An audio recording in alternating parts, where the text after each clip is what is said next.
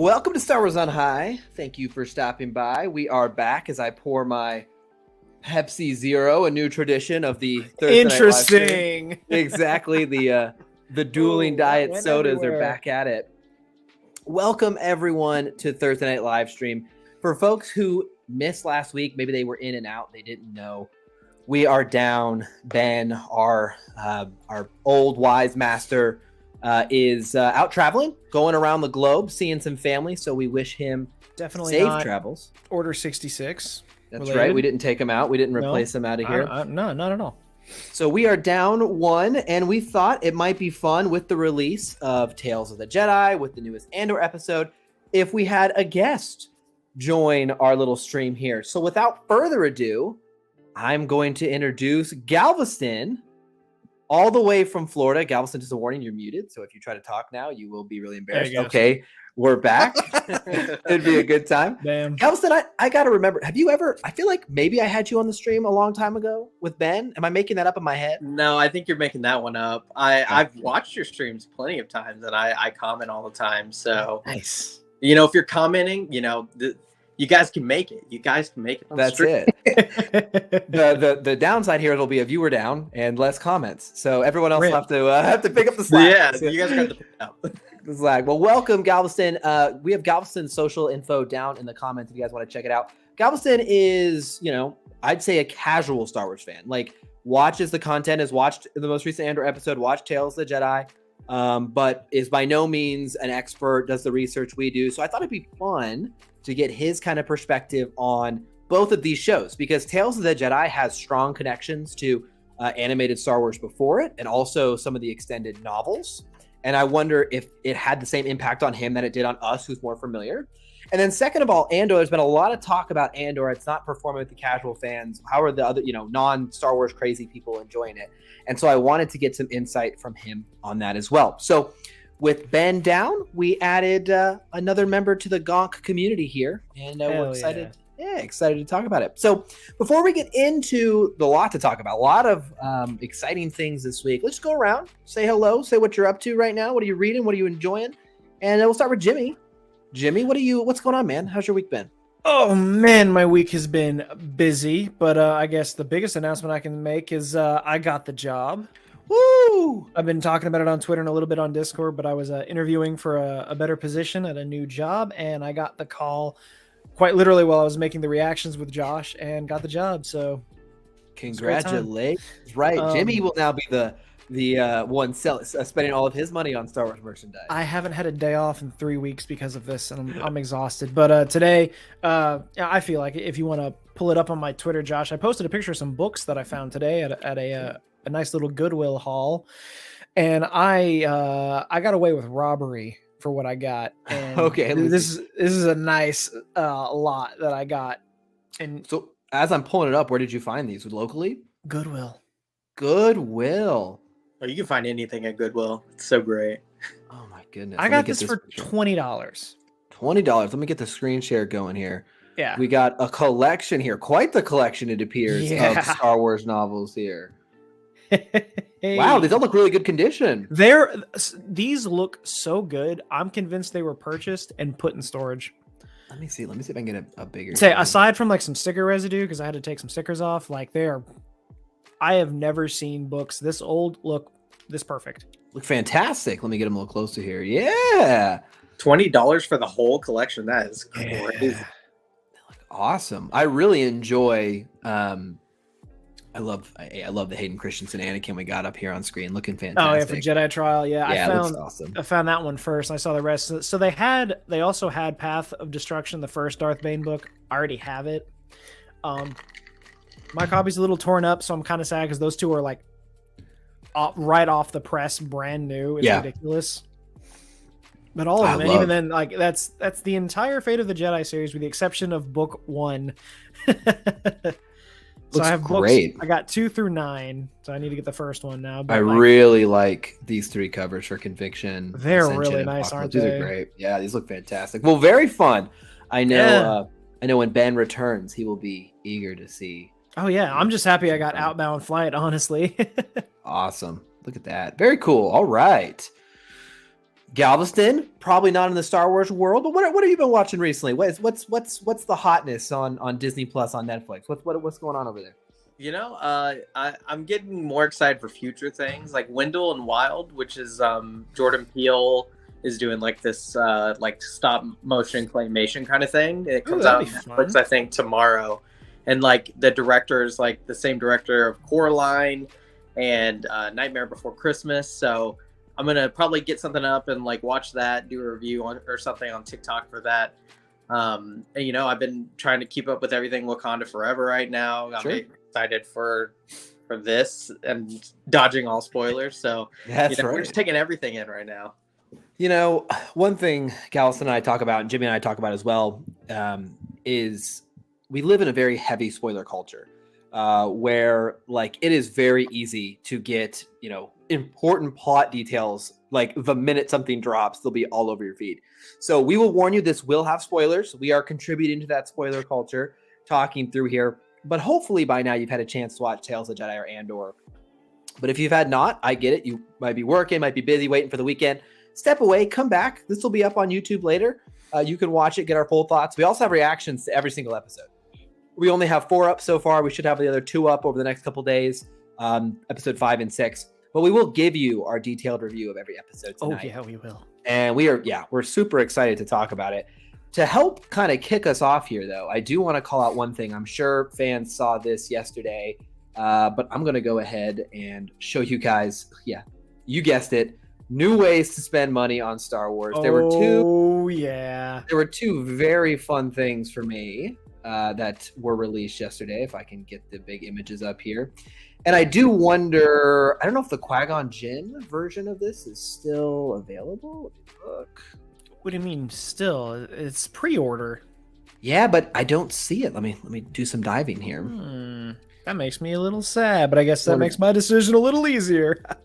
Yeah, I don't see it up. It could be that I'm just losing it now, but I will share what I'm most excited for, which is in honor of Tales of the Jedi, part of the release. They did release here the Jedi Dooku lightsaber. There's some variations from his Sith saber. Comes in this very fun packaging we got down here, giving it the actual Jedi symbol along with this blade with again some variations from his Sith version. You can see specifically there's this almost guard piece on top that isn't there on the Sith version. This darker color isn't quite the same shade, and it's red instead of gold. This is gold, which is a nice little touch on here. So very, very excited to see this. And I have to be honest with you, Jimmy and I were texting about this last night. I don't know if I can resist this. I just don't know if I can. Same. And I'll tell you why. I love collecting unique sabers, right? I have Rey's saber, which is very unique. I have the dark saber, which I really like. I really enjoy those very funky, fresh sabers. And Count Dooku, of course, with the bend is one of those. But what I really like about this is the story behind it, right? This is a Jedi saber before he falls to the dark side. And I just love that kind of like history of the blade, like the kind of meaning that goes deeper than just like a cool design. It's like, hey, this is the saber of someone before they left the order. And I really, really enjoy that. So it's going to be hard for me to resist not spending the money on this. I got to be honest. And I'll tell you something that why I really love this design. First, it looks really comfortable, but I love the Dooku lightsaber.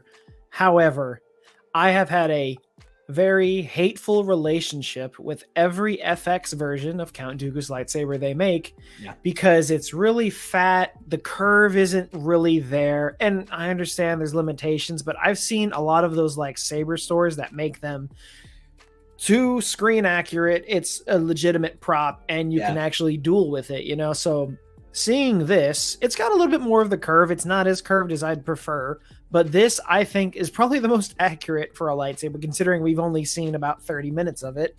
But like it looks so good. It looks so comfortable and it's blue. I need it.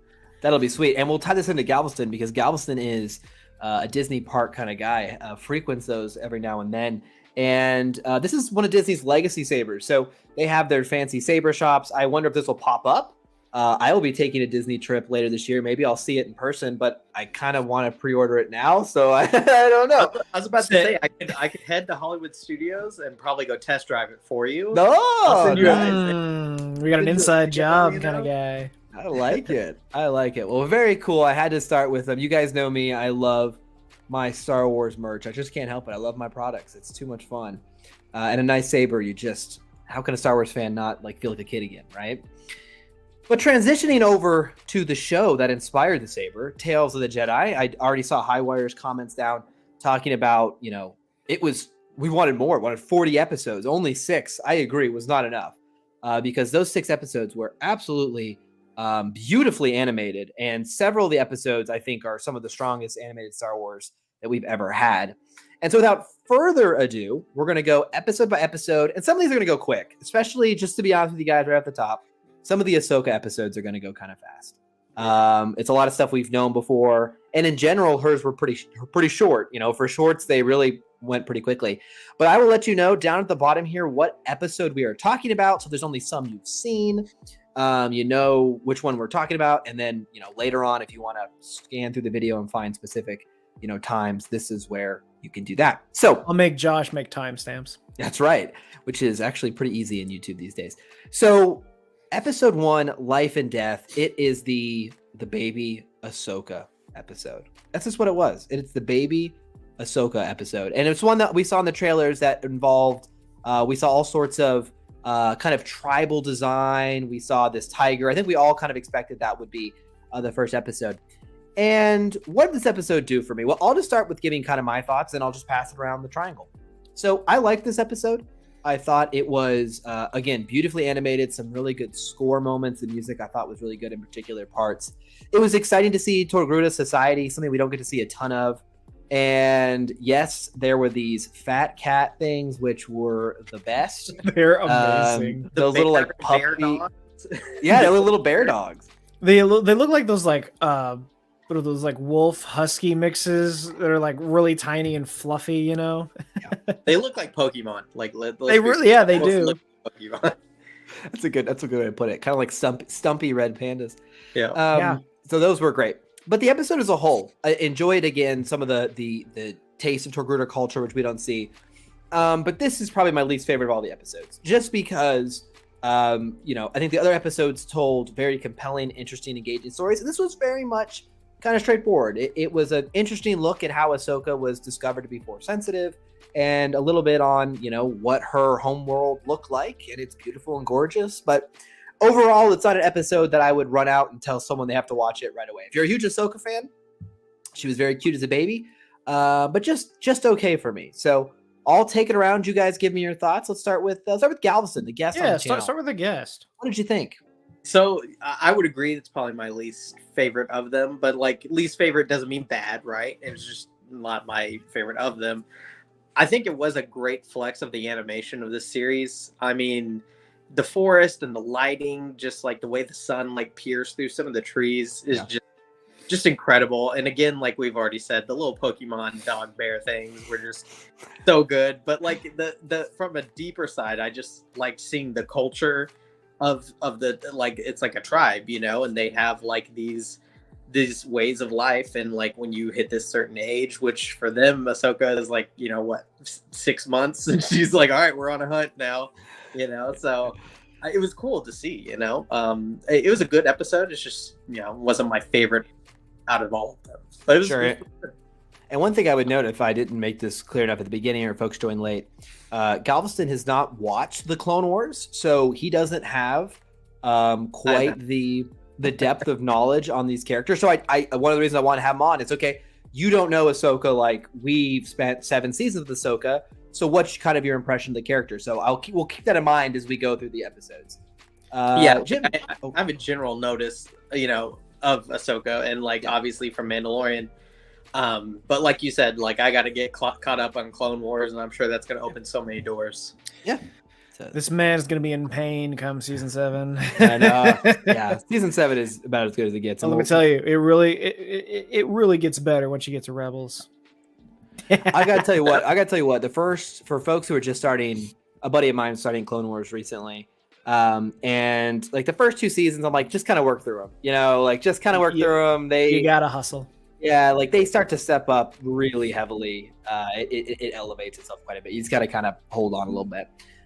Okay, Jimmy, I watched the episode live with you. What did you think of the episode? Yeah, we were there. It was a great time. This was the bottom of my list. Like I was not expecting this one to be like my favorite. I was still pleasantly surprised with it. Like, sure, it wasn't anything spectacular, but I had a lot of fun with it because we got to see a lot of new qualities of culture with the Togrutas. Because, like I said in the reaction, the most we get of them in the Clone Wars is them being enslaved, and it's pretty rough. Yeah.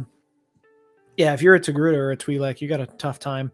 But the location was great. The lighting, like you said, was just gorgeous with the sun peeking through everything.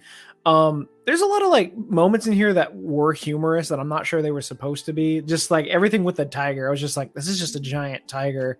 He looked kind of goofy. The killer. He was like jacked. Yeah, he was like the jaguar from Tarzan. Jacked.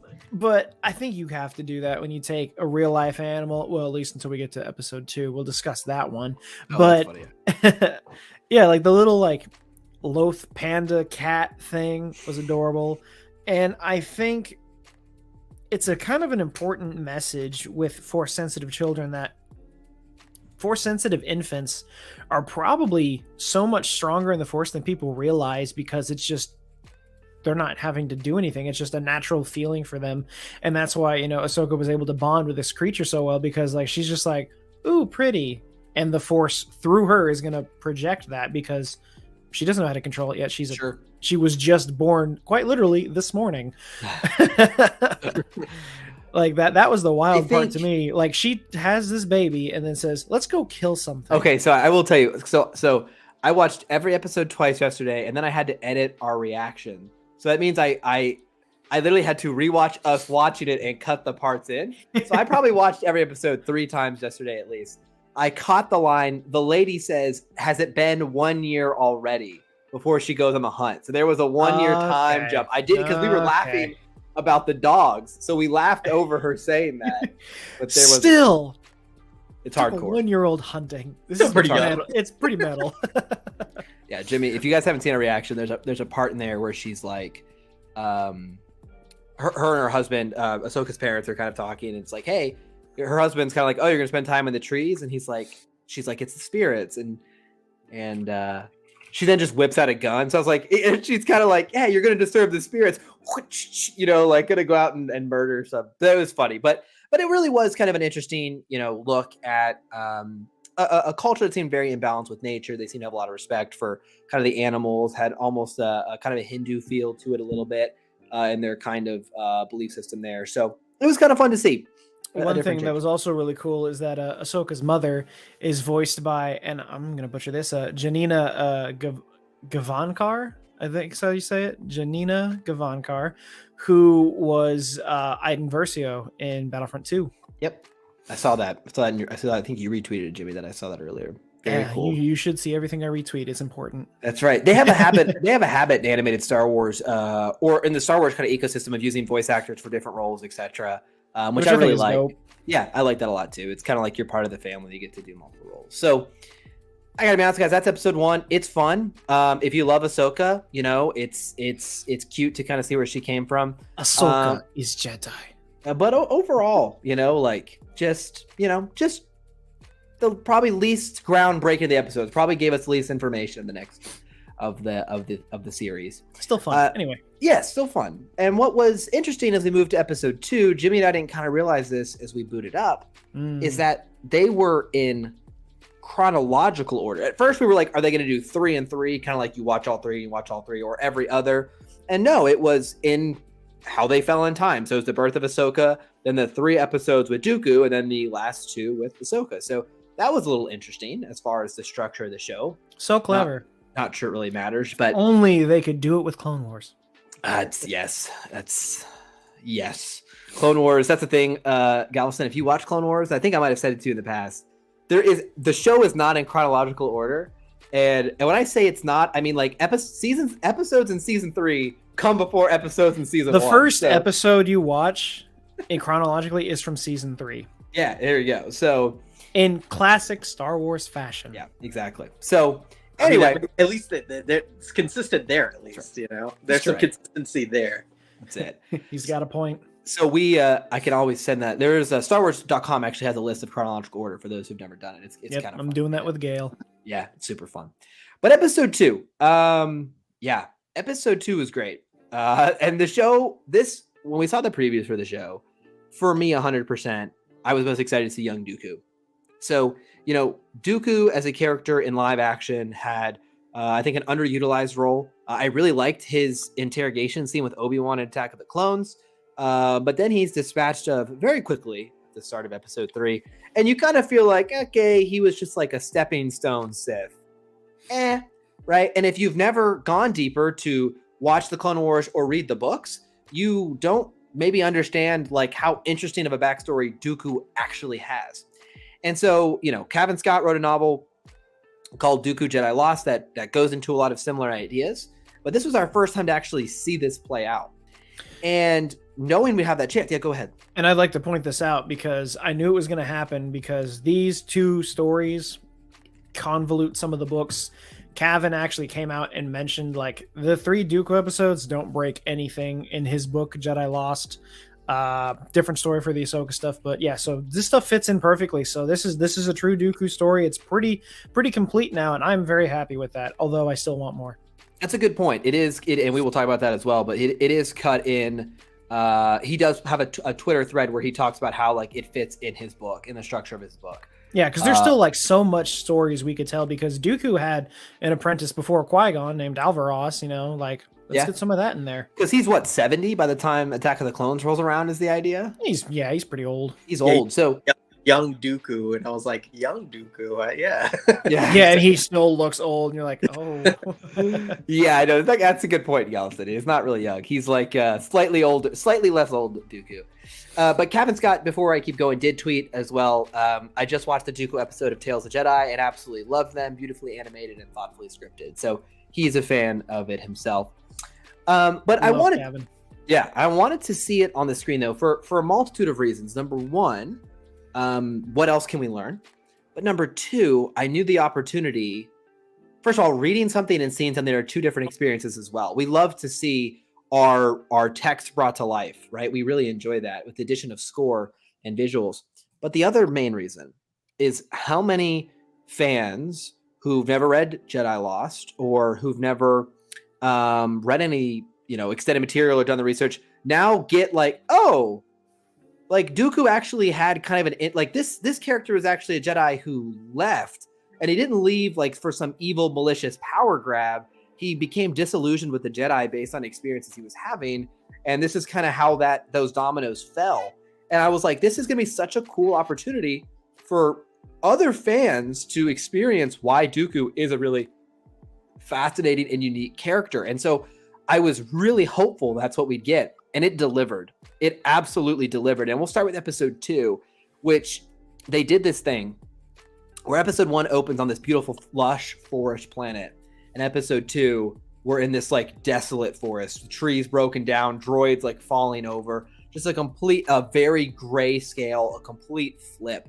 And we visit a planet under rule, or under the kind of I don't know, I guess it's the rule of the senator who's been mistreating the town. And so originally Qui-Gon and Dooku come to try to retrieve the son who's been kidnapped with the senator. But it turns out, as they're there, they maybe realize that the villagers aren't quite as bad as we think, and they're kind of out of options, and they're just taking any chance they could get. And we start to see the seeds of Dooku, like understanding the frustration of the people. So let's start with Galveston here. I loved this episode, but people have already heard my thoughts. They've seen my reaction. Galveston, you didn't probably know any about Dooku until yesterday. What did you think of the episode, specifically episode 2? And we'll take it from there. Yeah, like you guys mentioned, like I haven't read the books and the stories, and so like it seems like obvious that Dooku was still kind of with the Jedi and like on that side in the prequel trilogy, but it's also like I don't think anybody ever sees it that way. If you're just watching the movies, you just kind of always assumed he was just evil and he was always just on that side, and then you're just like, oh wait, he's like literally still with the Jedi, like he's walking with the council and everything. And with this episode, I just loved seeing like you could see the cracks starting to form, and like see that ideology building up because like, you know what? I don't think we're doing enough. This is not working for me. And you know, one of my favorite parts of this episode was really just like Qui-Gon. It almost felt like Qui-Gon has had to deal with this before. I don't know if you guys got that vibe. And it was just like, oh yeah, sorry, my grandpa, he does this every now and then. And like, I just loved that he just like already knew what to do. So like, I think it'd be interesting to see the stories like beforehand, like when the cracking really was starting, like, because it seems like he's been kind of doing this a lot more than just here. And like another weird thing was I don't know, oh sorry, my cat just jumped, the symbolism from this episode to the last episode 6, it almost looked like the same planet, and like they said they had the same little robot with like they had the same droids. Yeah, that droid. Yeah, and so like I didn't know if that was supposed to be the same thing, but I just thought that was interesting. But overall, I thought this was one of the better episodes, like just showing, you know, that even when you think you're on the side of good, that there are corrupt people within that, and maybe you aren't doing enough. It's not showing that the Jedi are perfect, right? It's like showing that there are, you know, cracks. And this sort of storytelling is where it feels very adult as well. While the first episode you could see being part of like a larger kids movie or a kids animated show with this cute, you know, baby Ahsoka and the tiger. Like this episode reminds you how mature animated storytelling can be. It's grappling with conflicts of a political nature as well as like people suffering, and it's very dreary. And the villagers, their animation makes them so gaunt, so thin. They look so like ghost-like almost. Like these are people who really have a bad go of it. And you know, Dooku definitely loses his cool as well. So the maturity level certainly felt like a step up this year. Jimmy, what about you, man? Take it away. You made some really good points because firstly, that droid, he's in a lot of episodes, and it's so interesting. But yeah, in this one specifically, 2-ton, best boy. Oh, yeah. And yeah, the locations were. Josh made that comment when we were doing the reaction. It's like a night and day difference. Both like forest worlds, but one is just completely devastated. I really liked this planet because everything looked like it was just hand built. We don't get a lot of like wooden structures in Star Wars. So for them to be like, yeah, we kidnapped the senator's son, he's just in a barn, like that's a little different, you know? But I think it's cool. And with this story in particular, it's got me thinking that we may see some books from this because they did that with Visions. You know, we had some shorts and then one of them became a book. I would bet money that any of these Dooku stories could probably be told in format, in print media of some sort. And I really hope that happens because I would like to get more of that. But I think it gets its strengths from not being in the Clone Wars, being prequels, just being able to see that relationship on screen between a young Qui-Gon and Dooku before everything hits the fan. And it's funny, yeah, because it does kind of seem like Dooku just keeps slowly going over the edge, and the way he has to go be like, let me go fix this. I'm sorry, he's a rescue. You know, that's what it seems like. Yeah. But just overall, you know, it's just great storytelling, and it shows like the time before the prequels, we can see there was the High Republic, rich storytelling potential because it was just so open and there's no major conflict. It's just all these little minor things that you could do. There's unlimited stories you could tell. I want to give you some kudos, Galveston. I like your observation there about Qui-Gon and his relationship because, you know, is it an excellent point that, you know, when Dooku's kind of losing his cool, like Qui-Gon kind of goes to snap out of it. But afterwards, he doesn't seem like stunned or shocked or like horrified. They even kind of compliment each other at the end where, you know, Dooku's like, hey, you're wiser than I am. And Qui-Gon's like, you know, thanks to your teaching. And it really is cool, too, because when you rewatch Phantom Menace, you'll notice, and, you know, it's been talked about a long time, that Qui-Gon Jinn he's different than the other Jedi. He has what appears to be a more open kind of philosophy. People talk about him being, you know, is he like a gray Jedi? I'm not even going there. I just mean he seems to be less dogmatic than the other Jedi. And you kind of wonder if some of the teaching of Dooku kind of led him that way and why he stayed on the path of the light, you know, because he maybe didn't have those same kind of exposures that pushed him over the edge. Now, maybe if he went another 20 years because Dooku's older than him, maybe it would have. But, you know, he ended on the light side of history, right? On the light side. but he did seem to carry some of those principles from Dooku over, that the Jedi were not perfect. They didn't have everything under control. And so it's kind of cool to see that groundwork was laid, in their training. Yeah, and that's what I love about like and you're a much wiser man than I am. I was like, oh, because he says the same thing to Obi-Wan. It's perfect. And it's just so good. Yeah. Prequel fans are eating good with Tales of the Jedi. That's true. The other, I think, cool thing with this one too, and correct me if I'm wrong, but I think Liam Neeson's son plays Qui-Gon Jinn in this episode, correct? Yep, I thought he does. Cool. That was really cool. It's so cool, yeah. Like we said earlier, it's really nice that they kind of like seem to kind of keep it in the family almost. Like these are like almost like little family projects, And that'll go further in other episodes. We'll talk about that a little bit later, too. And you know what? It was believable as a young Liam Neeson, the way he voiced the character. Like I believed. I was like, yep, that's Qui-Gon.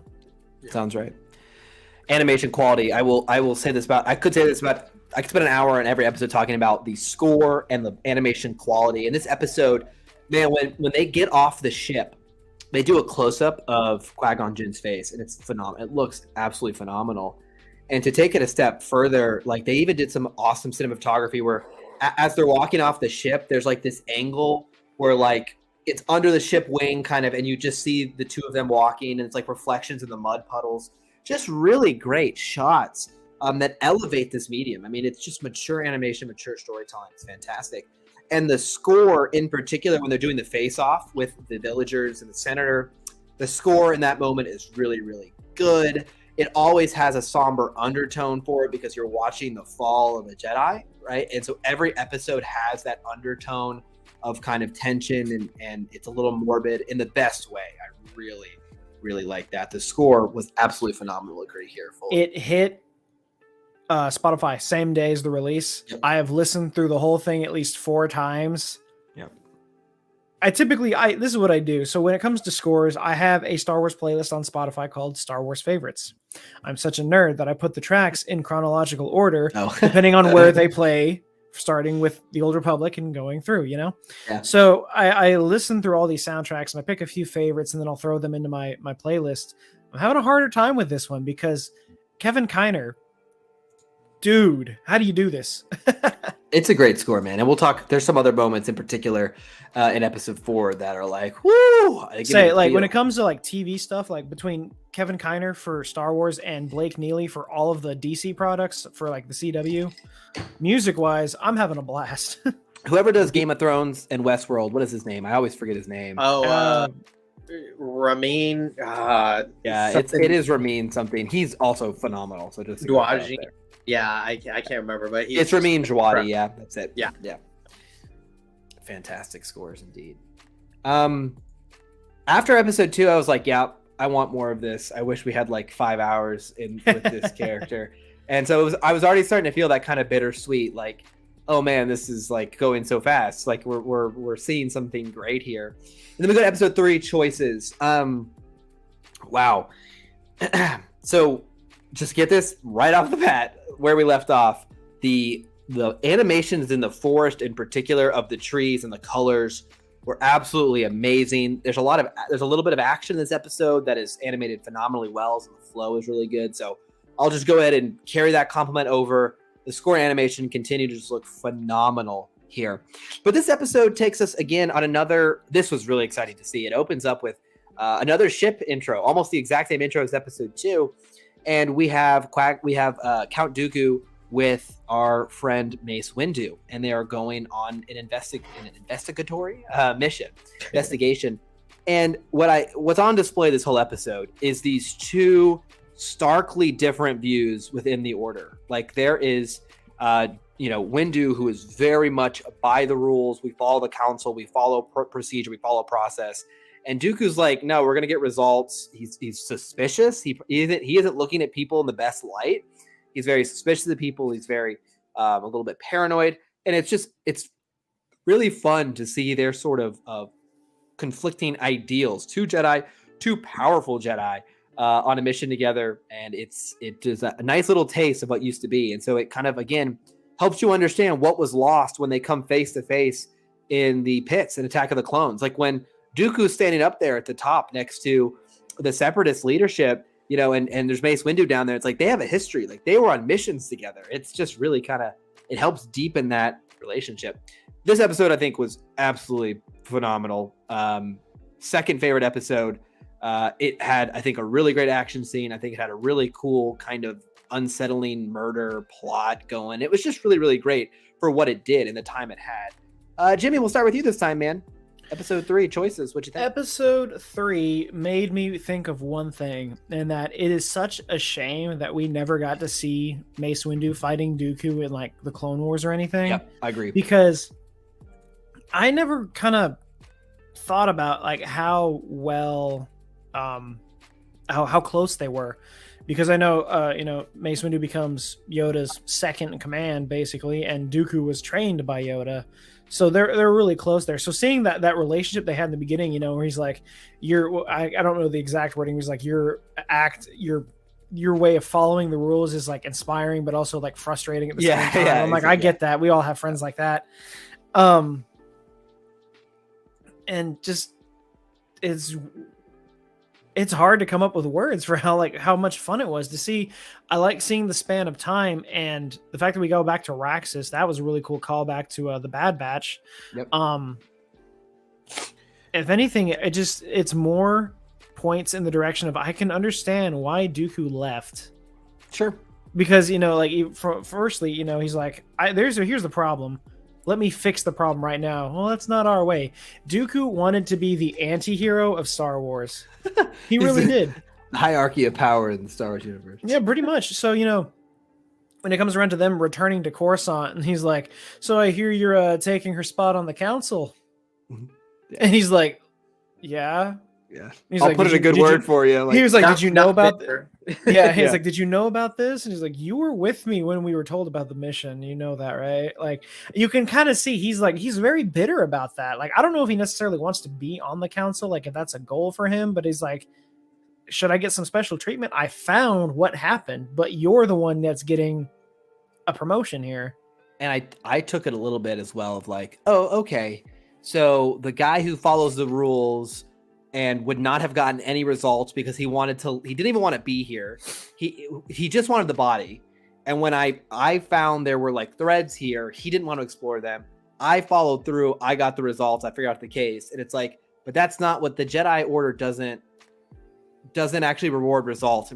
It rewards following the process. And that's what I took as frustration. Kind of like, oh my gosh. So you come here, you don't want to be here. You don't want to investigate this any further. You don't even want to take action. And then you get promoted. You never question our orders. You never think these could be wrong.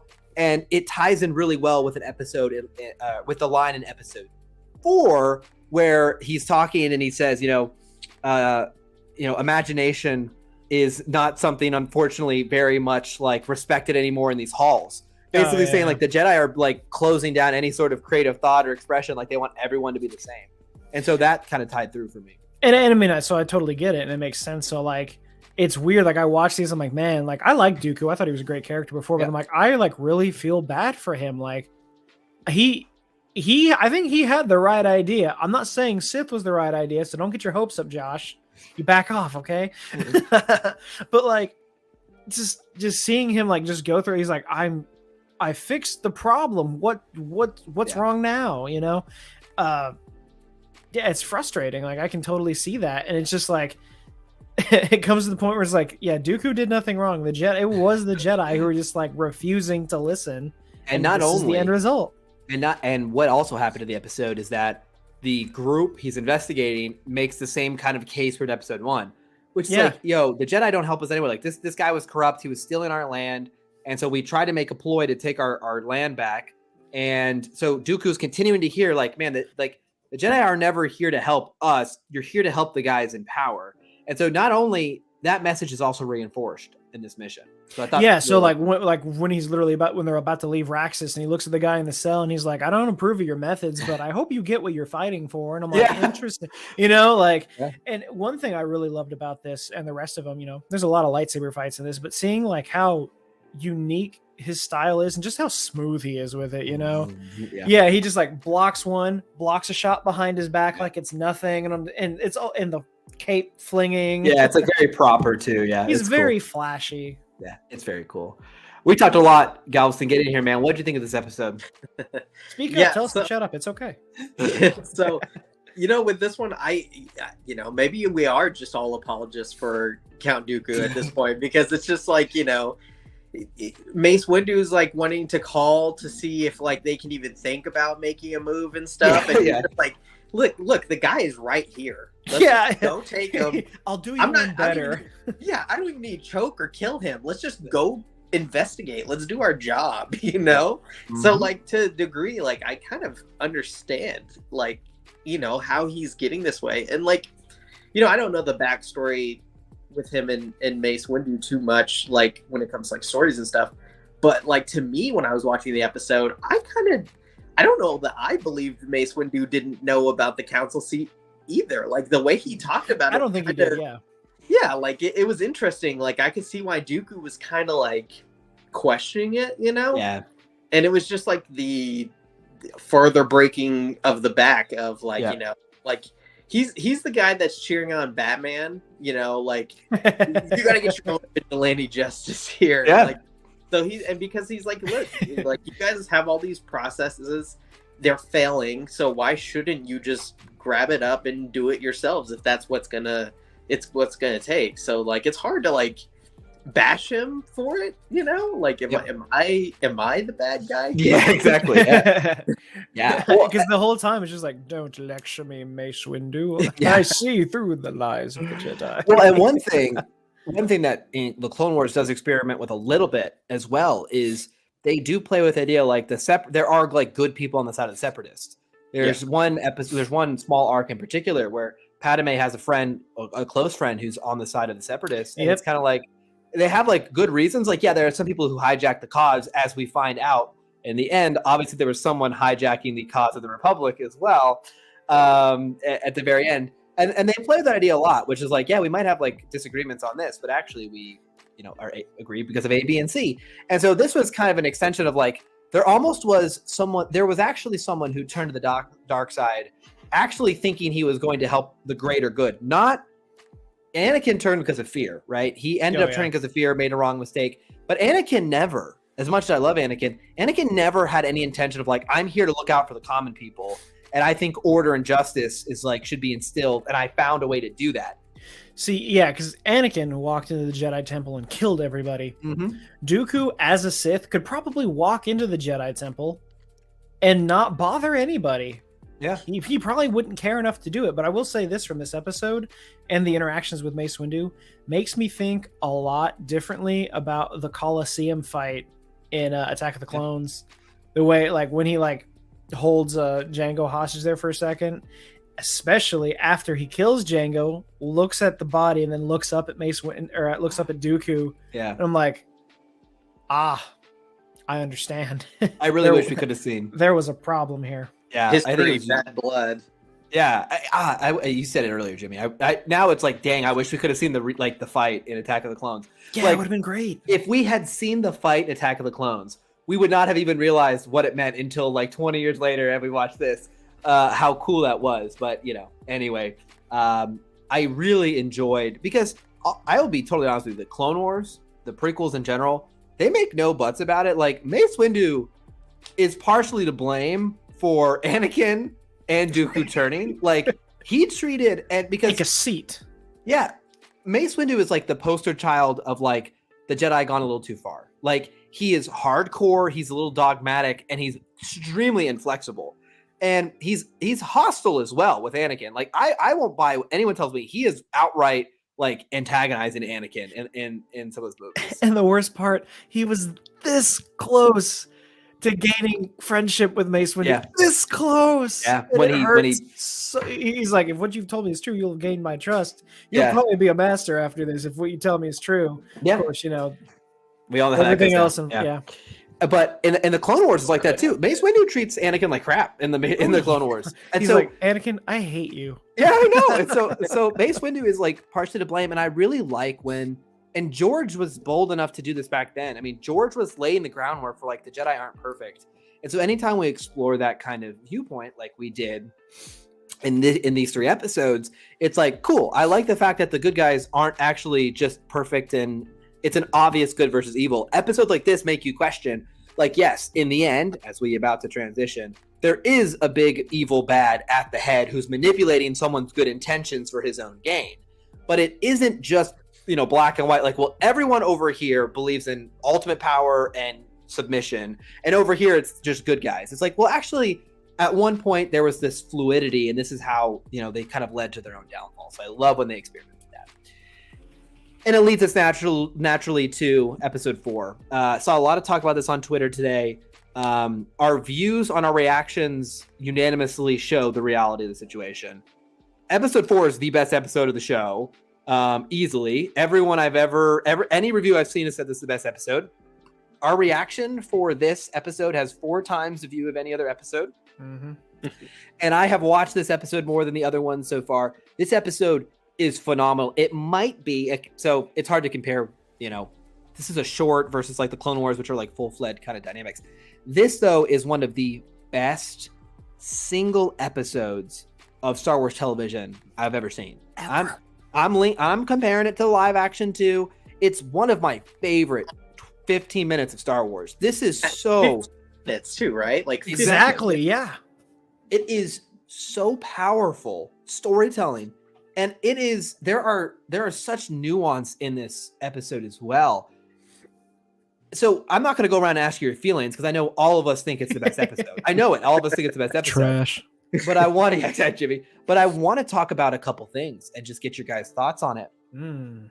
There's the score in this is the best. Like the score is in front of the tree is like killer. It's so haunting. Exactly. That's the word I'd look for. Like a lot of the vocal stuff they do, and it's just so reminiscent of episode 3, and it fits so perfectly. You have so many chills. Also, I find it very interesting.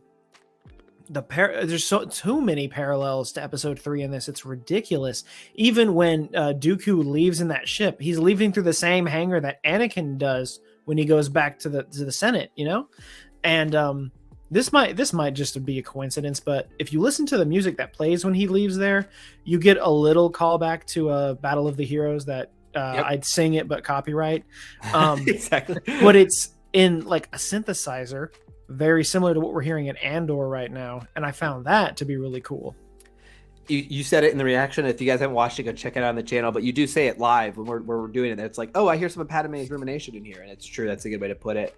But beyond that, beyond the score, which was amazing, because also when he confronts Yaddle, the score there is amazing. So just not the imagery of the light and the dark. I'll be right back. Go for it. There's a scene at the beginning where we see Coruscant at the top. We look at the sky and you see the sun kind of setting and the storm clouds coming in, and you hear the thunder when he's by the tree. And so they are doing this throughout the episode, visual storytelling of, okay, this is the dark creeping in the light. This is kind of the dark and the light at odds. It goes further to when Yaddle and Dooku have their conversation in the hallway and they split. Yaddle walks towards the light side of the hallway and Dooku goes down the dark side of the hallway. It's an amazing shot. You can see it. It's been all over my Twitter feed today. It's a great shot. And then finally, in his confrontation with Yaddle, they're obviously fighting. The light is open. Yaddle is escaping towards the light. He clamps the door down. She kind of triumphantly opens the door. Light shines in, and Sidious and Dooku kind of recoil. And then she, falls, and the last chance of Dooku going towards the light are removed. That's it. So the whole episode plays with the dynamics of light and dark, and I absolutely love that. And I think throughout that, and we're going to talk about the details, but just the visuals, the way they play with the light and the dark in the hallway, and the Yaddle holding the door open. I'm like, this is so cool. This is so gorgeous to watch. That absolutely stuck out to me heavily. Galveston, we'll start with you, man. What about this episode worked the best? Knowing it's everyone's favorite, why did you like it the most? I mean, you nailed it on the head. The symbolism is insane in this episode, and like it really is the best episode by far to me in here. And I think for me, the great part about this episode is the emotion. That there's so much emotion-driven stuff in this. You feel like I think that the funeral was for Qui-Gon, right? That's who they were talking about at the time, right? So like you're starting to feel that the anger for Dooku, and then you're starting to see, you know, like Yaddle like just be kind of sad that Dooku is doing this.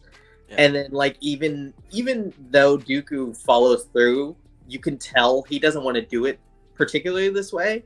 Yeah. But it's still that the emotion in this episode is crazy, and it really just drives it forward. And you know, I think this episode is also the best connection to me that really bridged the gap for Dooku for me, where it was like, listen, Dooku's really not a bad guy. He really thinks he's doing the right thing. Yeah. And this episode really showed that he thought he was doing the right thing, and this is the way that he had to do it.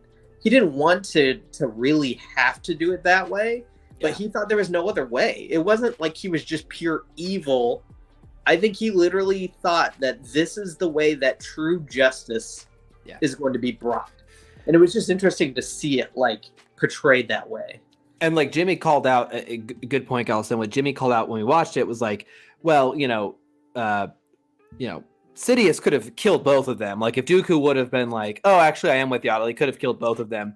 But you see Sidious playing the game he loves to play, which is the mental game, right? He loves the manipulation. He loves that. And so to your point, he thinks he's struggling to reconcile. He's like, okay, I'm trying to do the right things here, but I'm like betraying the people I love. And what starts to happen to him, it's the point of no return, right? It's Yaddle's like, hey, no matter what you did, come back. We can turn this right now. And who's in his ear? Sidious is like, don't think you can. She's lying to you. It's the classic kind of conundrum. So it forces him to take the next step. It's exactly what he does to Anakin. It's the exact same thing he does where he doesn't get, once you've kind of gone this far, you're stuck with me or the point of no return. And so it's kind of a further, it's a dynamic we've seen played before. But we see, to your point, Galveston, someone who like went about it a different way. They were like, oh no, I'm on the path to make a better universe. The Jedi are corrupt. They're not doing enough. I found my window. And he starts to realize the path he took is maybe a little more insidious than he originally thought. But I'm so deep in. What can I do but continue forward? Can we talk about, I don't know, maybe it's the older that the actor gets, but his voice, Sidious's voice in this was insane. Like, there's just this low, just villainy, like, I don't know. Over time, he is just like, especially in this episode, I was like, ugh, you're giving me chills with his voice in this episode. Yeah, absolutely.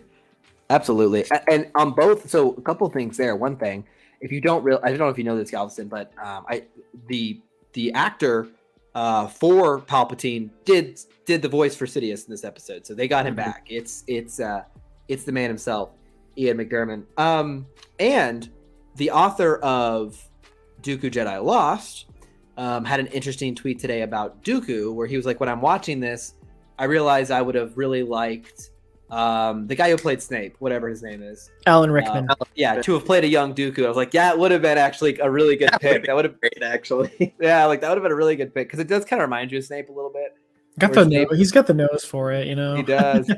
And Snape is kind of that character who's like a good guy, but a little more gray, he's a complicated character. Exactly, more character. And so it's like, ooh, maybe that would have. So we'll never get to see it, unfortunately, but that would have been a great pick. Absolutely great pick. Jimmy, man, what else about episode 4? What else did you love about it? Oh boy, I got a lot, because this episode was great. I mean, we've talked about the score.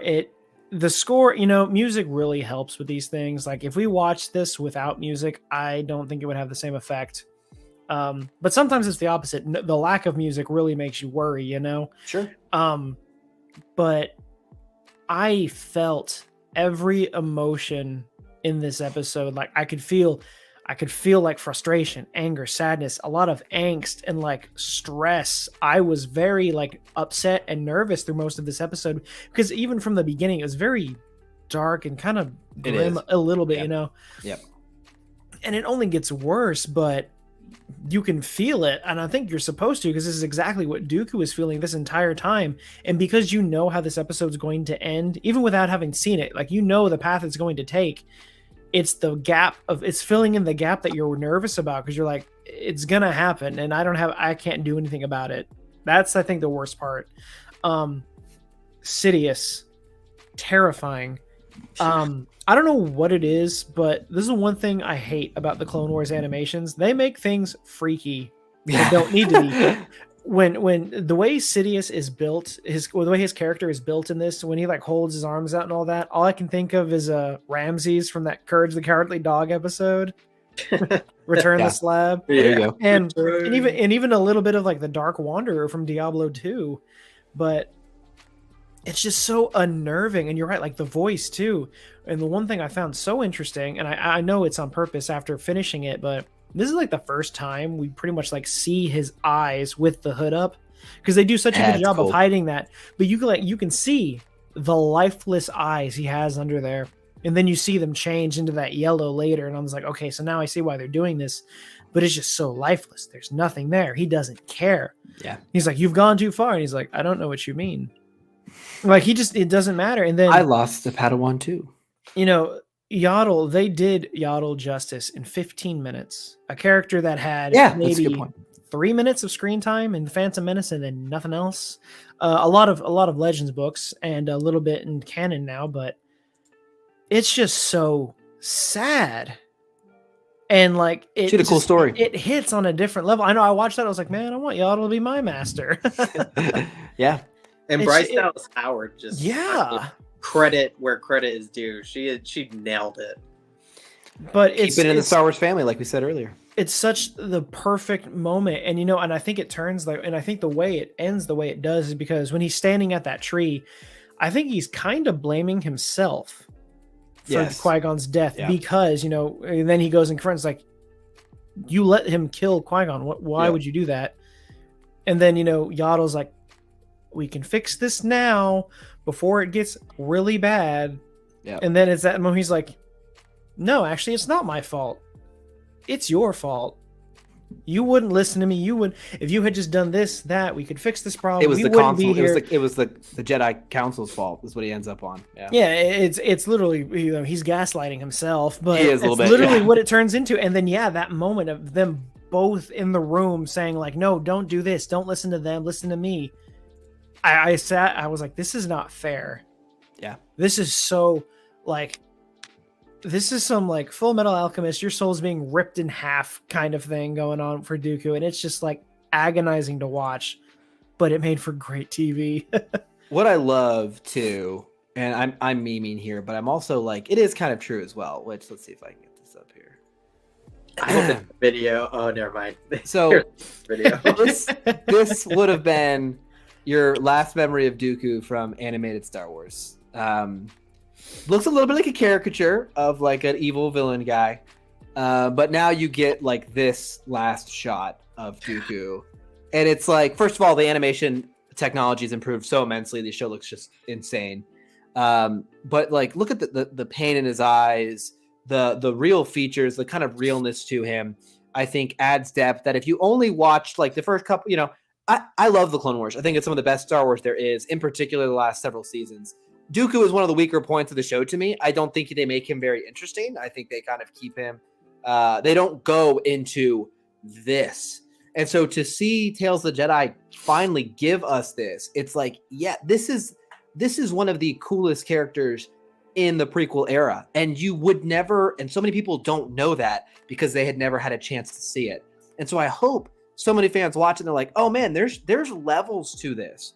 And Clone Wars helps that with Anakin, Ahsoka, Padme, Obi-Wan. It fills in a lot of like, oh my goodness, there's more than just the heartbreak of Anakin and Padme. That this goes deeper.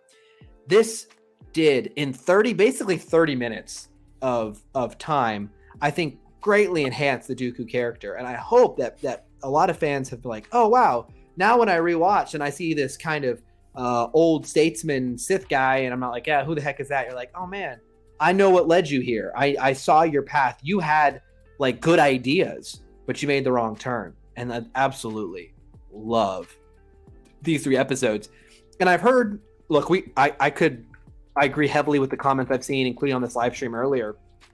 I wish there was more too. I wish we'd have gotten more because I could watch an entire series of young. I mean this. I could watch an entire series of young Dooku. Like if they would have made a show called Dooku that was 10 episodes, 30 minutes each of just this animated, I mean, like it'd be one of the best Star Wars shows there is. Him and Qui-Gon kind of going through. I mean, it'd be phenomenal. And so I'm with every single person here. But I am happy that we got at least this and some of my absolute favorite storytelling was in this episode. And I am just glad we got to experience it. I'm just extremely glad we got to experience it.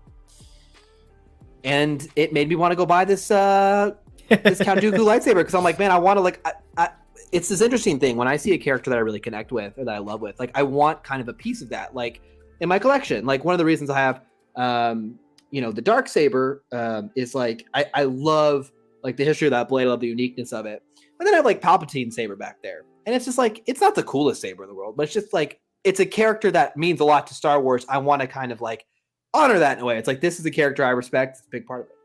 You want the weapons that like murder like Yaddle. Yeah, I get it. Exactly. It's like, Hey, I want the Yaddle lightsaber now. I want the Yaddle Slayer 3000 over here. yeah, like it's like Jeffrey Dahmer. You want like Exactly, yeah.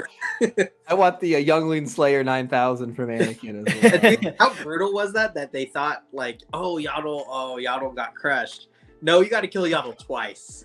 Yeah. fair, but when that door dropped, Oh, I was like, whoa, this got bad. Yeah, and they made it extra brutal that he had like his badass like kill you line. He was like, maybe I'll finally give you peace. Let me give you peace. And just Yeah. right there, I was like, oh, we just witnessed a murder. Yeah. and the worst part is I thought Yaddle got away. Like, oh, the door slammed. Maybe Yaddle actually got away. And then it's like, oh, Yaddle came back. Oh, no. I wish you had to come back. Yeah, why'd you come back? I will say this, though, about her lightsaber design is very interesting. The more I looked at it, it looks like it slightly resembles the Darksaber as far as like the shape of the handle. Like it doesn't look like your typical circular. It looks like it's got a little bit of an oval shape to it. So I was like, ooh, really cool. I was trying to find the picture in the hallway of Yaddle going towards the light and Duke going towards the darkness. I can't find it right on the bat, but if I see it, I'll retweet it or I'll put it in the community post section as well. It's a great shot. I'll grab it for you, but keep going. Yeah, it's a great shot. And I think as we wrap up talking about the Sith Lord, I know we spent a lot of time on it. I think where the show's reception, why overwhelmingly positive, there were some fans like, didn't do it for me. I want a little bit more. I think what kind of hurt the show is the last two, like the best episode is episode 4. And so you go to like this emotional kind of peak and then you kind of go back down to earth a little bit. And so this happens where when you hit the peak and then there's 2 more episodes still, I think sometimes people leave with like, nah, like it was okay because the last taste you're left with was not nearly as powerful as what you just experienced, 30 minutes, 40 minutes earlier. Because the Ahsoka stories that we transition to now, episode 5, like they're good. Practice makes perfect is good. The only problem with this episode is I have seen this before in the Clone Wars show. This is a pretty, again, it's a really interesting storytelling. It's very cool to see how Anakin as a master, like pushed his students. And it's amazing to see his voice actor return and to see him and Ahsoka together. But like, we've seen this. We've seen her interact with the clone. So it doesn't have the same impact as watching Dooku lose Qui-Gon and then murder Yaddle. So it's like, it's kind of like this is good, but it's a step down. Episode was very short. This episode felt the shortest to me because it was very much like the same scene over and over and over again. And then it kind of wrapped. It ends with this really cool moment, which it ends in season 7 of the Clone Wars. So it kind of shows you this kind of cool parallel into. But overall, this episode, is something we've seen before. That's the best way I can put it. We've seen this before.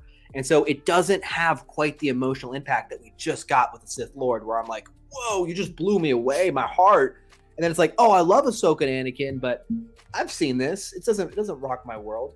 So let me start with Galveston here and just ask this question. You have not seen this dynamic on screen before because you haven't watched the Clone Wars. What did you think about Anakin as a master? Well, was it weird for you? Because it was kind of weird for all of us at first. Yeah, so I will admit that, so like you said, I haven't watched Clone Wars. Apologies, everyone. But from a casual standpoint, like these last 2 episodes were probably the hardest for me to connect with, but I know there are a ton of connections, right?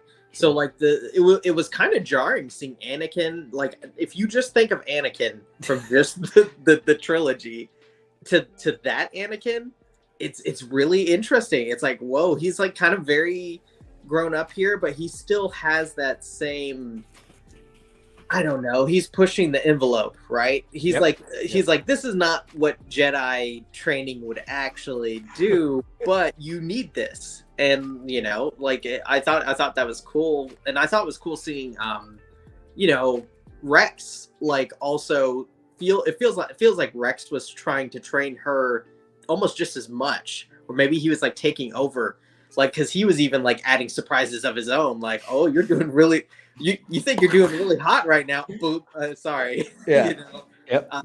But like this episode was like, it wasn't my top favorite, obviously. It was still a good episode, but you know, I think for people that have that Clone Wars connection, there's probably a lot more emotion attached to this. But it was still cool to see background for Ahsoka for sure. You're right. We have that kind of, we know those voice actors and act, like we know that cast, and hearing them talk again, it's like great. One thing I'll say, you know, for the folks who haven't seen Clone Wars, is that is one of the best things about Clone Wars, is it does make Anakin feel far more mature. His journey feels more complete. He actually had time doing additional training, learning additional lessons, and having his own Padawan under him. It really does make the events of episode 3 hit even harder. So, you know, you're absolutely right there. So, Jimmy, I mean, I assume you're in the same boat as me. What do you think about this episode, episode 5? Practice makes perfect. I had so many thoughts, and they just keep leaving me today. But because I want to keep making comments on what you just said, because yeah, like you said, like Rex is trying to train her at the same time. And that's very crucial because, as I'm sure eventually you'll get into Clone Wars, yeah, the relationship between not only Anakin and Ahsoka, but Ahsoka and Rex is so just great. It's so crucial to the story, and to watch it grow throughout this time, you pretty much got a snapshot of how it goes from in this episode, from beginning of Clone Wars to middle to quite literally the very end. Yeah. So I know for me at least, like this was a fun episode. I was not expecting the ending to be a clip of season 7. Yeah, like cool. that. I was just like, it hurt me emotionally, and I was just like, leave it to Dave to throw Order 66 in everything he makes. It's true. He really does. He's on a kick these days. It was in the Bad Batch. It was in season Kenobi. 7. Kenobi. Yeah. And I was just like, Dave, stop it. It's in everything. Yeah. It's in Mandalorian. You guys want to see Order 66? Yeah. You want to see me do it again? This cool thing right here. Yeah. Agreed. I mean, you know, this episode, there's not a lot to say. And unfortunately, this is a recurring theme. The Ahsoka episodes, first of all, let me just say this. The animation, Ahsoka looks so good, especially in the last shot of the show, which we'll talk about in the next episode. It's like, oh my gosh, where she came from, like in the first time we see her, to like this just beautifully crafted animation. It's just hats off to everyone there. But yeah, this episode was short. It was kind of stuff we've seen before. It was fun, but nothing kind of groundbreaking. Again, it was just like, okay, cool. And that takes us to episode 6, which did have some newish stuff. It had the appearance of this new Inquisitor, which we call F-tier brother. He does like garbage. I don't know who trained him. We'll talk about that in a second. Another beautifully shot episode. In particular, we're looking at like this hay, and you can see like the dust in the air. It's gorgeous. But like you said, Galveston, earlier, it does seem to be very similar to the planet we saw in episode 2. We have the same kind of droid lifting hay bales, and we have an interesting look at life under the Empire, and it kind of flows well with Andor, actually, which we'll talk about here shortly. Yep. But you have this group who's doing just good old-fashioned labor, and they're like, you know, hey, the prices are kind of getting worse under the Empire, and there's that one guy who's like, well, life under the Empire isn't that bad. You know, actually, if you think about it, like if you're just a good guy, you're loyal, we're probably in a good spot here. So they play with that idea again about how people could be deceived by the Empire, could support the Empire. You know, safety is important. And we see that Ahsoka, similar to Kenobi, which we saw in the earlier episodes of Kenobi, seemed to just get a job doing good old-fashioned manual labor, just out working and trying to stay hidden. And what that would have been like, and she sees someone in danger and has to, you know, step up and use her Force abilities. Interestingly enough, when Kenobi sees someone in trouble, as the Inquisitors. He kind of lets the dude just die. No, the dude comes up for help in the desert, and Kenobi's so like downtrodden that he doesn't embrace his hero yet, which is part of his arc. But that was interesting to see. Jimmy rightfully predicted she'd be betrayed. Good call, Jimmy. You see on the reaction, you were like, the brothers are going to tell on him. And we then see a very brief but powerful confrontation with an Inquisitor, which the guy gets one shot. He gets just absolutely roasted. He gets juked. Devastated. He does. He gets devastated. Galveston sent me. He's like that Jedi in Attack of the Clones that jumps in front of Dooku, and Django just like shoots him right there. Exactly. Yeah. Yeah. That's exactly what he. Now I will defend it in the sense that, Ahsoka is a powerful Jedi. Inquisitors are not as powerful as Jedi. They're not. That's typically why they have numbers.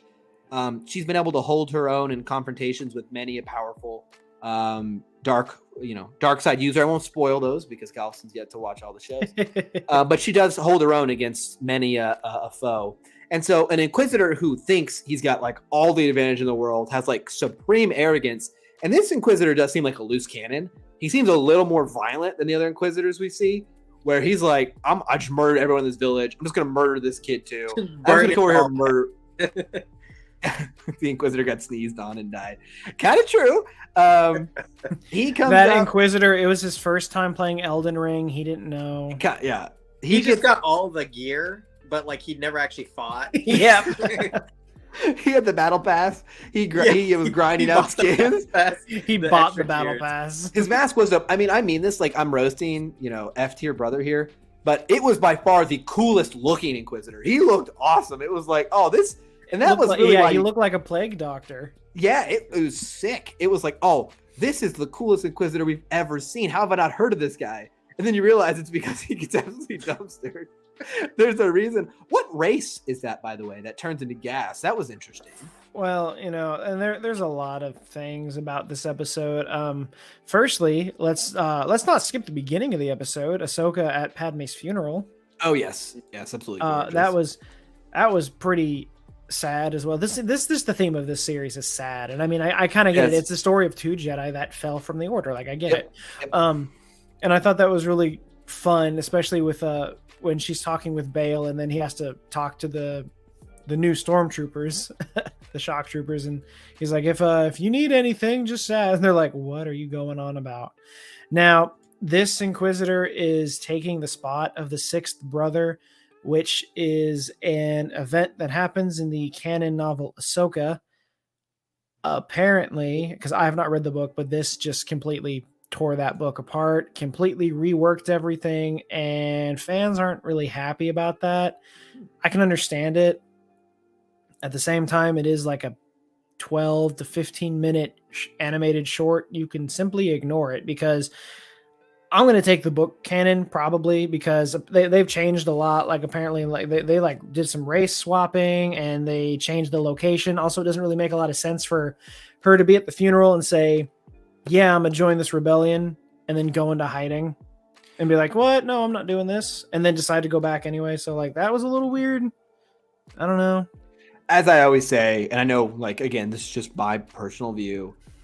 Books are lesser canon and comics are even lesser than that. And they just act that way. I'm not, you could disagree with me, but that's how the people who run the stuff act. And I mean, we've had this problem since Legends. So like, this is nothing new. Yeah. It still sucks, but I mean, yeah, I've never read the book when it comes to stuff like this, you do not have to take everything as it is as canon. Sure. You can pick and choose, Yeah. There's nothing wrong with that. Like at the end of the day, it's such a minor plot point to Ahsoka. This episode, if you don't want this episode, don't watch it. You got the book. The book has what you want. There you go. Yeah. And that kind of flows in well to like why these episodes, the Ahsoka episodes, just don't hit as hard. Is there was nothing about these 3 episodes that made me like understand that aspect of Ahsoka any better. I've seen her go through heartbreak. I've seen her make tough choices. I've seen her have to do terrible things that have terrible consequences. I've seen her go through heartbreak and struggles. And like these episodes I love Ahsoka. I like watching Ahsoka, and I enjoy being in Star Wars. So these aren't bad Star Wars. They don't have the weight that the Dooku ones gave us. And I think that's why there's, some people who are like, hey, we all want more. And I agree 100%. We needed more. But I think that's probably why the Ahsoka ones didn't hit as hard. It's like, we've seen this character, we know this character, we've seen her go through these same situations before. Yeah, and and before it was the problem of like people did not like Ahsoka when she was first introduced, and then she became a fan favorite. But we've gotten so much of her, it feels like we're kind of just like oversaturated with it. And I kind of agree with Eckhart's Ladder, who was like, we just need to relax on Ahsoka. Now, I love Ahsoka. I'm not saying we need to stop. I'm still going to love the Ahsoka show when it comes out, but I do agree. Like, we're getting a lot of her content, so much so to the point now where it's overlapping with stuff that's already been established. So, like, yeah, it's a lot. Figure it out, Dave.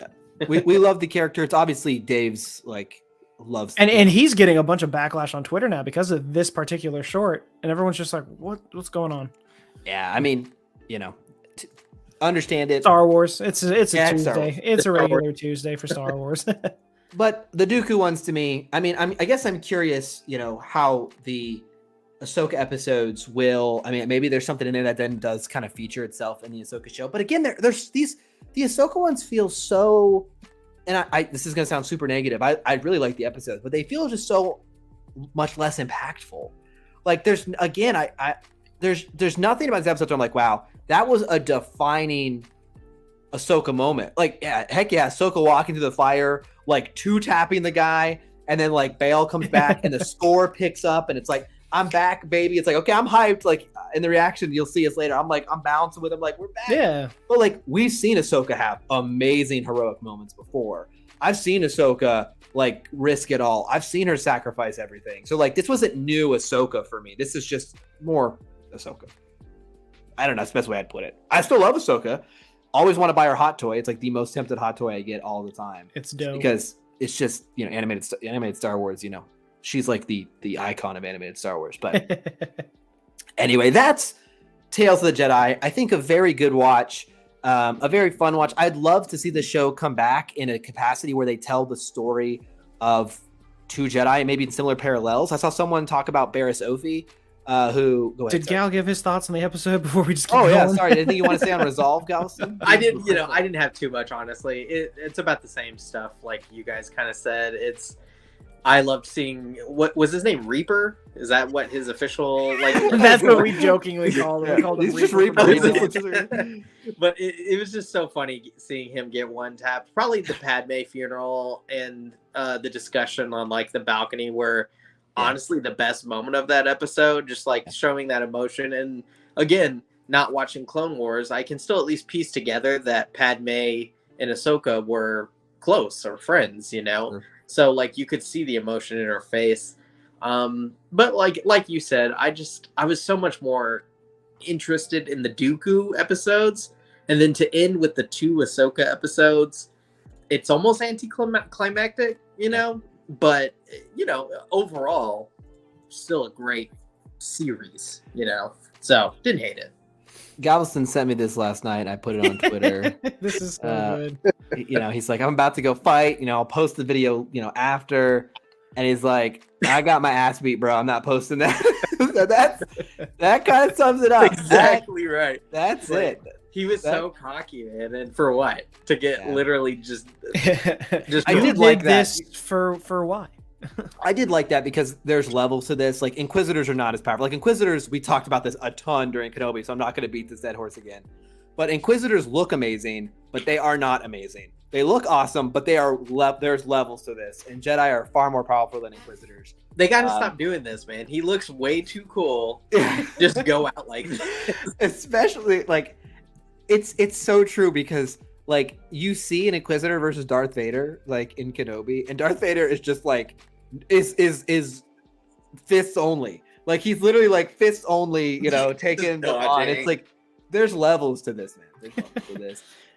Overall, I really like Tales of Jedi. I'd love to see it expand in different ways. Come back, give us stories about different Jedi. Make it longer. Give us more animated. Give us the real stories. Tales of the Jedi. I want to see Ulic kill drama.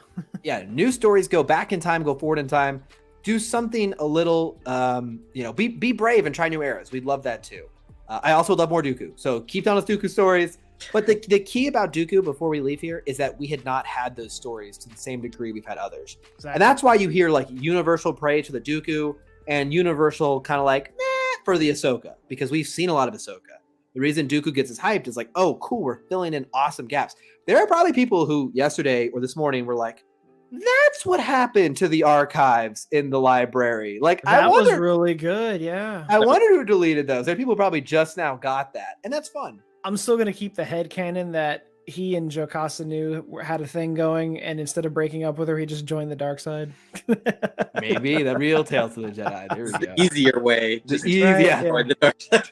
Just like Anakin and Padme, you leave for the lady. There you go. You know, I think what character would really go well after seeing Dooku get something like this. I would love to see Kylo Ren. That's exactly what I said, Galveston, in my reaction. Between. That's Like- exactly what I said in my reaction. It was like, I'd like to see Kylo Ren. Like, that was literally exactly what I said. Just see some like of the backstory, right? Because like Dooku, it was like, oh, like okay, cool, bad guy, and now you see him in a totally different light. So I would love to see that for Kylo Ren. That'd be Totally agree.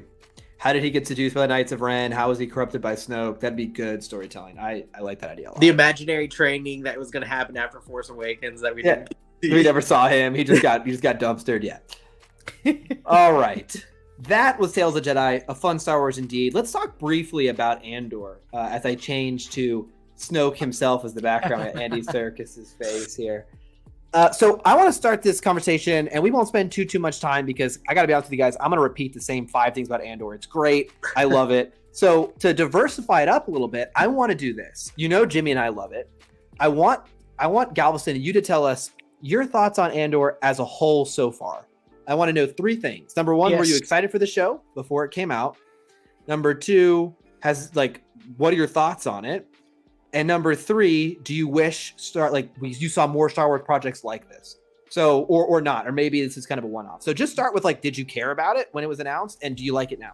Give us the doctoral dissertation. Yeah, exactly. Yes, just bring out my paper. Yeah, exactly. So when I first saw trailers for Andor, I was actually pretty excited. And it wasn't just because of the character, which I really liked his character from Rogue One, but I loved the spy kind of vibe that we were getting from this. And I loved the idea of we're not seeing Sith and Jedi and lightsabers. We are seeing the boots on the ground, real people here. You know what I mean? And the longer I've watched this show, it's even more entertaining than I could have imagined. I mean, listen, I went into tonight's episode and I've seen some people talk about it and yeah, probably tonight's episode was the worst of the group or whatever. And I'm sorry, maybe it was the slowest, but I mean, we're talking about by this much, I loved this episode. We're talking about this current episode. Yeah.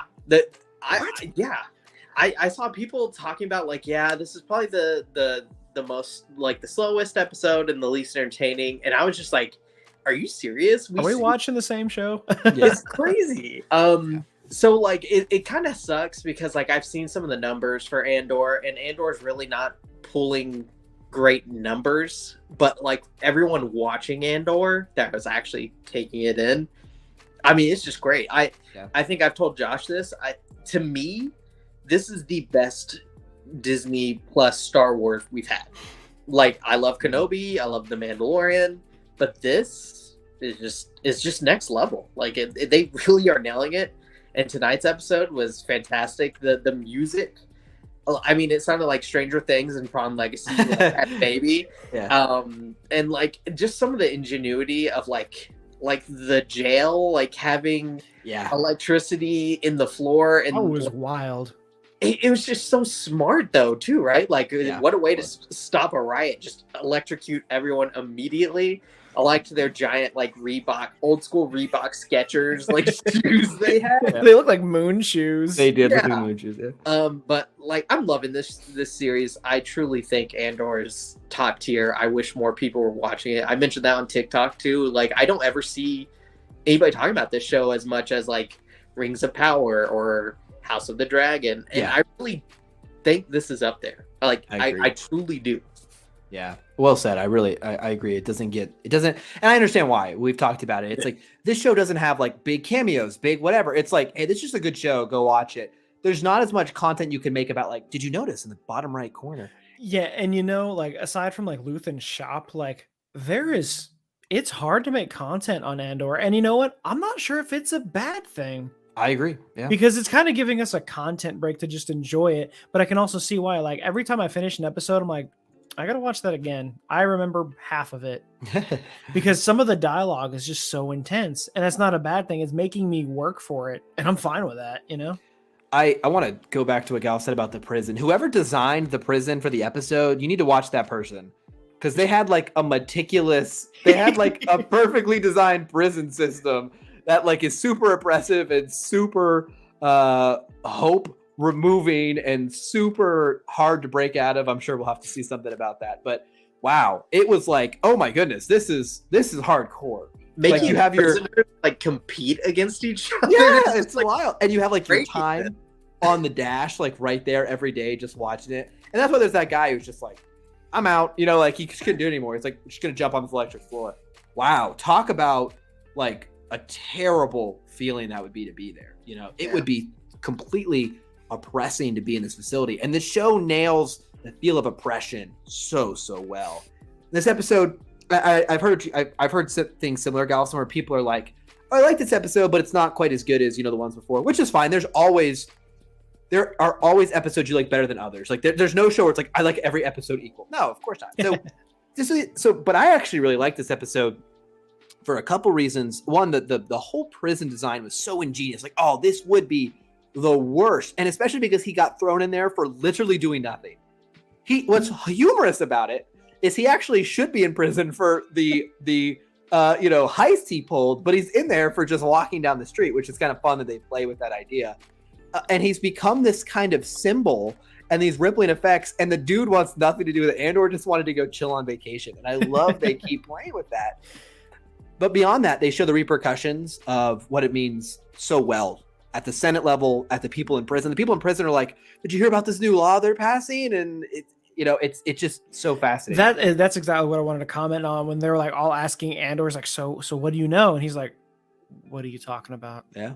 No, he doesn't know. He's like, yeah, I don't know. What are you talking about? Because I've been in that situation before. I had a moment like that in high school. I'll tell you guys off stream, but I was just the same moment. I was like, what are you talking about? Quit screwing with me and just tell me what you're talking about, you know? Because like it's just so interesting. Because I was like, yeah, what is this new role, this new law they're talking about? Because I'm clueless here.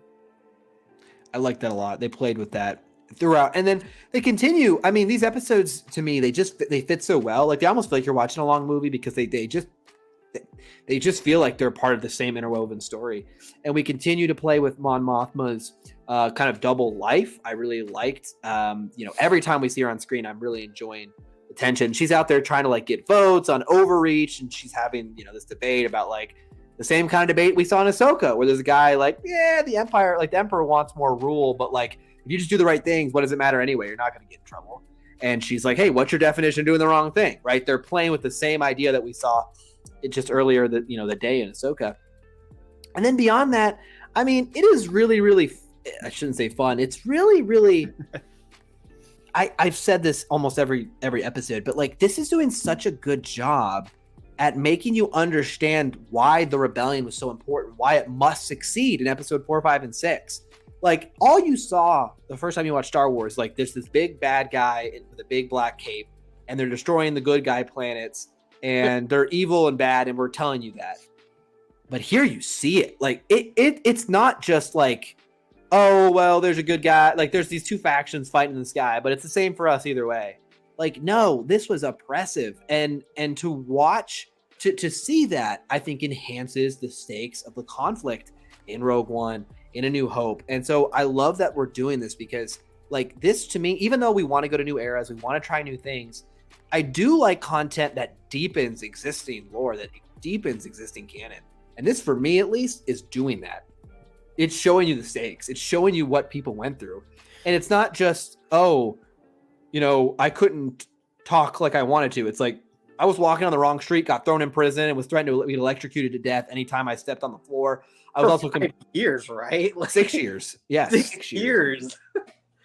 It's wild. So I love Andor as a package. It enhances canon in a very powerful way. What else in this episode? Go ahead, Jimmy. I was going to say there's so many things, but one this prison, weirdly enough, doesn't seem so bad versus what you could be doing. Yeah. Yeah, like I'm sure the shock is horrendous, but like the fact that Went pretty quick. like their little like living space doesn't seem terrible. The fact that like I love that like the food plate you just like it just goes to the wall, and they said like everything's cleaned for them, which is interesting because like in a lot of like typical like American prisons, like the inmates clean everything, and then like you just gotta build stuff and that's it. Like it could be worse, but I guess after like for Andor being in there for 6 years, I think you'd go a little stir crazy, which I think we see with Andy Serkis's character. He's like, look at me. I've got less than a year left. Do not screw this up for me. Yeah. So like I can get by his point, he's probably like, I'm almost out of here. Any one of you could screw this up for me. I'm going to rule with an iron fist for as long as I can. So like I get that. I like the comment too, real quick before you go. I like that comment. Yeah. They can just add time when they feel like it. They were talking about that. They were like, the time goes up or down. We don't really know. So it's super unsettling, but go ahead. Yeah. And it's like when they got there, it's like, your time has been predetermined. How you handle that time is completely up to you. And I'm like, that's a fair point. The conversation that happens between Vel and Cinta was so believable. Like something about Andor. I read a lot of the books. This show is the perfect equivalent of a adaptation of a book, because like some of the canon books are so severely serious and the stakes are so high, especially like in the Alphabet Squadron books. There's a lot of stressful moments in that book that like is really hard to bring out on screen, and this does a great job of like, this is Star Wars. This is real world Star Wars. This is exactly what it's like if you're living in this, and it's not fun. And it's just the way they've managed to show us that is just mind-blowing to me. Yeah. I'm trying to think of all the moments. Our boy Serial continues his. What's interesting about that scene was difficult to read because I don't know if he's joining the Empire or not. It's so hard to get a read on what's going on there. So Cyril or whatever his real name is, I don't even know at this point because we just call him Serial. It's Cyril. Yeah, it's Cyril. We just call him Serial, and I can't stop. We had speculated that he would find redemption in the Empire, that like he would get a shot in the Empire, and when they had Deidre come down, I was like, oh, this is it. She's gonna recruit him. Instead, she was like, yo, if you bother me one more time, I will murder your whole family. I was like, okay. she was like, you are not worth my time. Can you go away? Yeah, I was like, okay, not what I thought. You're doing too much Boy Scouting here. I need you to stop talking to me. Exactly. Yeah.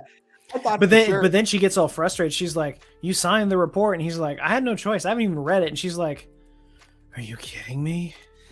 Give him it. It'll be interesting to see what they do with that, because I thought for sure. I mean, maybe my suspicion is he'll keep kind of fighting and prying and getting a shot in the Empire. I can see he wants to be a part of the ISB. Like he kept stopping her, be like, I was a good security guard. I was good at what I did.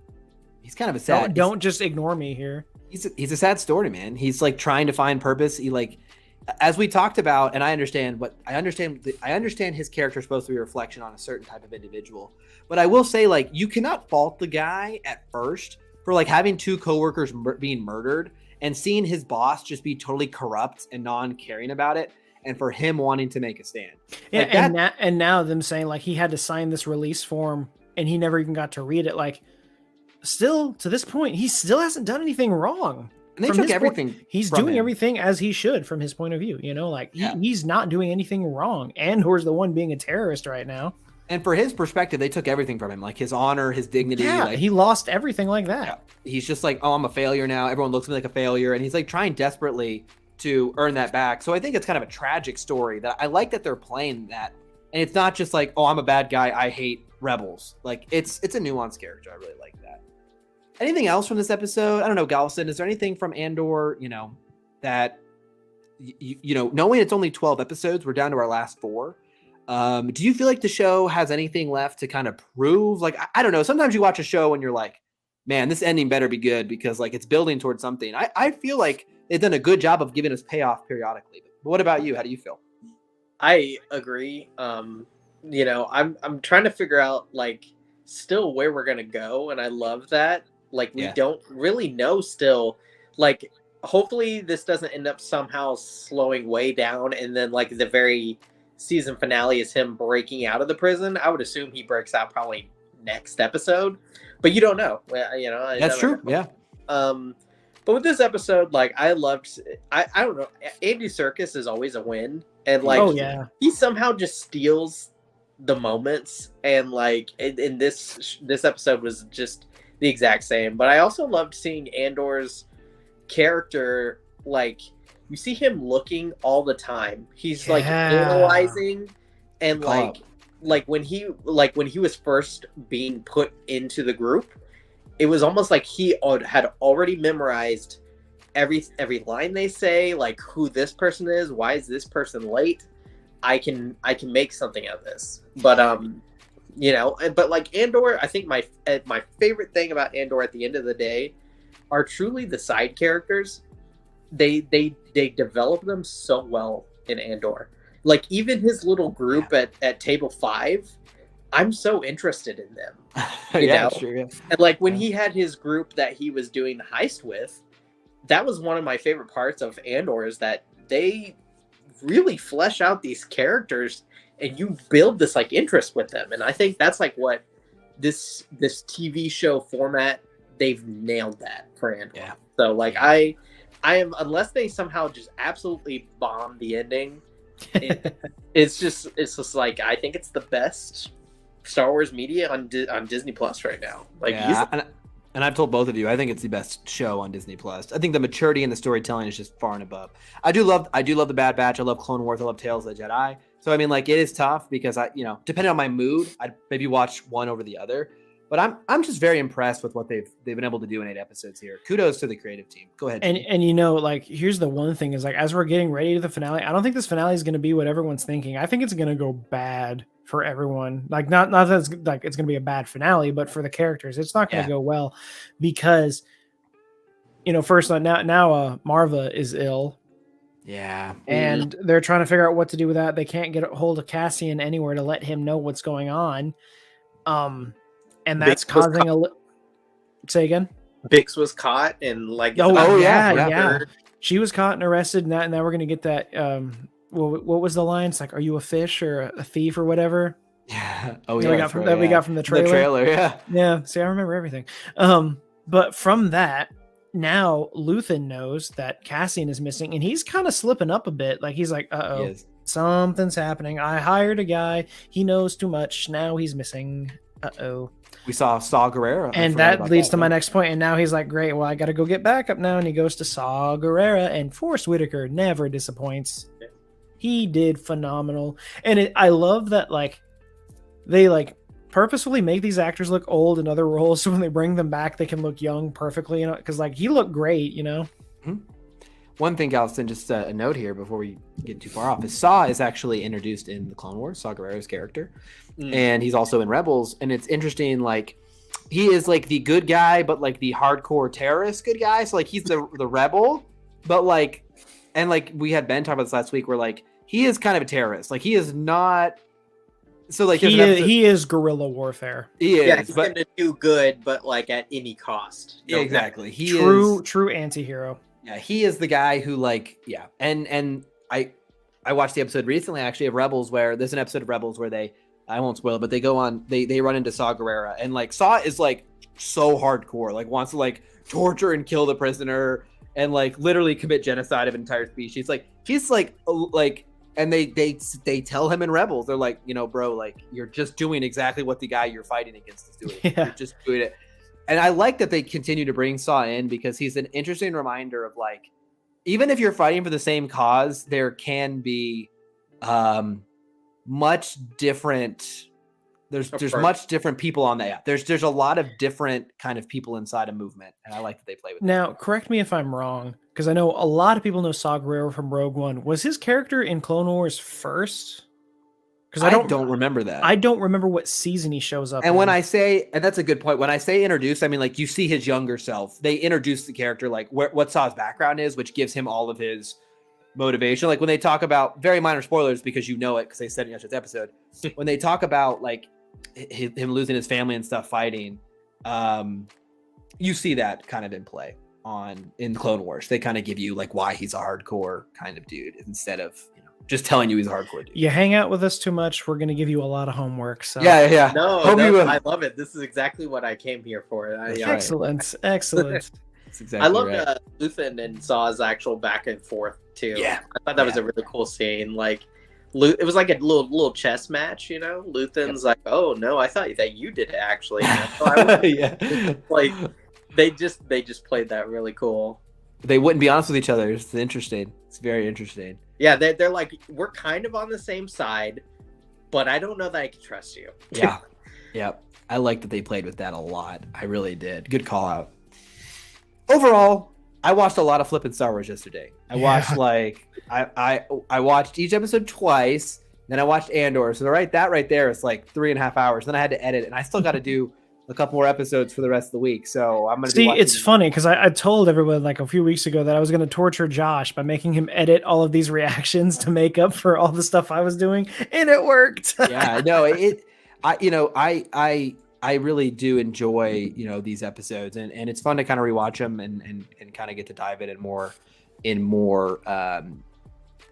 literally taking my time to break down the episodes. So it's like you catch a lot, like you see a lot, and you. I feel like I'm going to be like an expert on Tales of the Jedi by the time it's all over. Well, and you're already falling behind. Dave Filoni and Favreau did like an interview. I saw talking that. about Ahsoka. We got. I know we got to put it. Yeah. So that's a good kind of closing topic here. Who's Just the a one little... with the subs here? Watch yourself. Yeah. Here's pump those videos out. Yeah, exactly. I get the content. Yeah, there was an interview where they talked a little bit about the Ahsoka show and what we could expect. So might have to talk about that throughout the week as well. A little bit of a tease, nothing too crazy, just an idea of what the show. Not like I have a backlog of 12 videos I have to make exactly already, running out of days of the week here. I'm exhausted. Woo. Well, it's been an hour and 40 minutes tonight of great Star Wars conversation. I love these weeks, man. I hope you guys do too. I hope you enjoy watching new Star Wars, and I love that we can have these kind of conversations and talk about fun new projects that have both been pretty successful. And so everyone in chat, let us know what you like down below. If you're watching this after the fact, please tell us your favorite episode of Tales of the Jedi, even though we all know it'll be episode 4. And let us know what you think about Andor so far as well. As we're closing up here, just a reminder, have our reactions after the episodes. If you want to see, how we literally first time through reacted, we have those up there. We have some of Galveston's info down below. Galveston is, a friend here, guest of the stream. I'm sure we'll have him back in the future. Filling in for Ben as he's traveling the world. We miss Ben, the triad, and for Gal and everyone else in the comments. Please join our Discord.